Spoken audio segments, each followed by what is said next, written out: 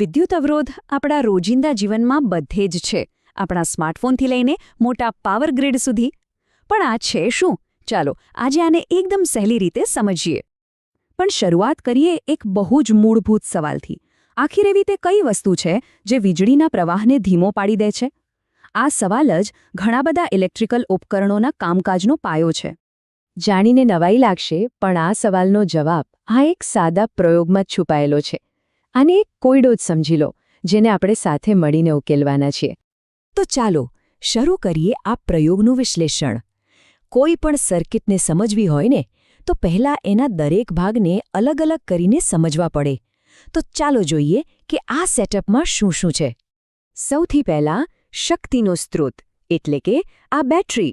અહીંયા જે પ્લસ અને માઇનસના નિશાન છે એ બતાવે છે કે આ જ આખી સર્કિટને ચલાવવા માટે જરૂરી ઇલેક્ટ્રિકલ એનર્જી પૂરી પાડે છે. હવે જુઓ આ કે લખેલો ભાગ. આ છે એક સ્વિચ.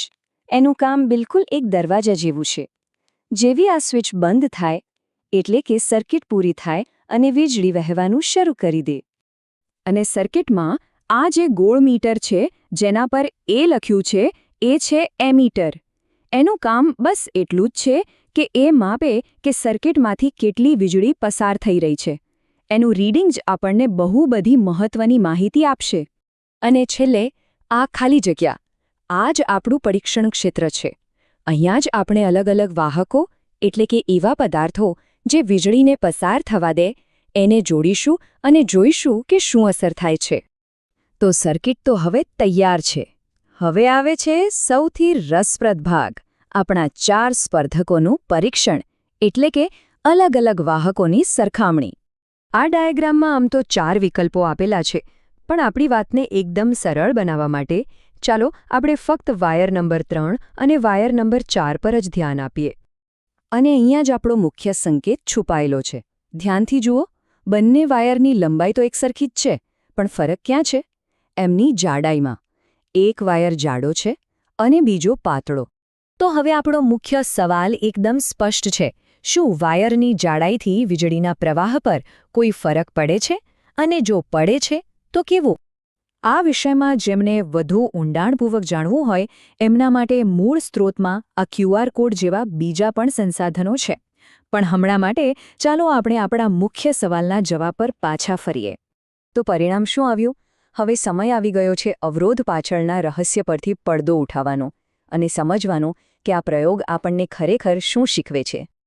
આખી વાતને એકદમ સહેલાઈથી સમજવા માટે ચાલો એક સરસ મજાની સરખામણી કરીએ. બસ એટલું વિચારો કે વીજળી એટલે પાઇપમાં વહેતું પાણી. હવે આ સરખામણીને આપણા પ્રયોગ સાથે જોડીએ તો જે જાડો વાયર છે એ પાણી માટેની એક પહોળી પાઇપ જેવું છે અને પાતળો વાયર એક સાંકડી પાઇપ જેવો છે, બરાબર ને? તો હવે તર્ક શું કહે છે? સીધી વાત છે. જેવી રીતે પહોળી પાઇપમાંથી વધારે પાણી આરામથી વહી શકે, બસ એ જ રીતે જાડા વાયરમાંથી વધારે વીજળી પસાર થઈ શકે છે. કેમ? કારણ કે જાડા વાયરમાં ઇલેક્ટ્રોનને વહેવા માટે વધુ જગ્યા મળે છે. ભીડ ઓછી એટલે અવરોધ ઓછો. એનો મતલબ એ થયો કે એમીટર જે છે એ જાડા વાયર માટે ઊંચું રીડિંગ બતાવશે.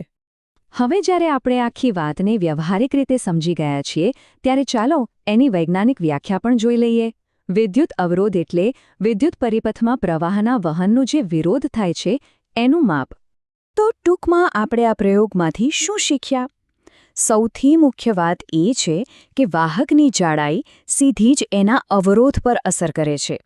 જાડો વાયર એટલે ઓછો અવરોધ અને વધુ પ્રવાહ, અને પાતળો વાયર એટલે વધુ અવરોધ અને ઓછો પ્રવાહ. બસ આટલો સરળ પણ ખૂબ જ શક્તિશાળી સિદ્ધાંત છે. આ સમજણ આપણને એક બહુ મોટા પ્રશ્ન તરફ લઈ જાય છે. હવે જ્યારે આપણે એ જાણીએ છીએ કે વાહકની જાડાઈ બદલીને વીજળીના પ્રવાહને કાબૂમાં લઈ શકાય છે, ત્યારે જરા વિચારો, આ જ્ઞાનનો ઉપયોગ કરીને આપણે કેવી કેવી અદ્ભુત ટેકનોલોજી અને નવા ઉપકરણો બનાવી શકીએ.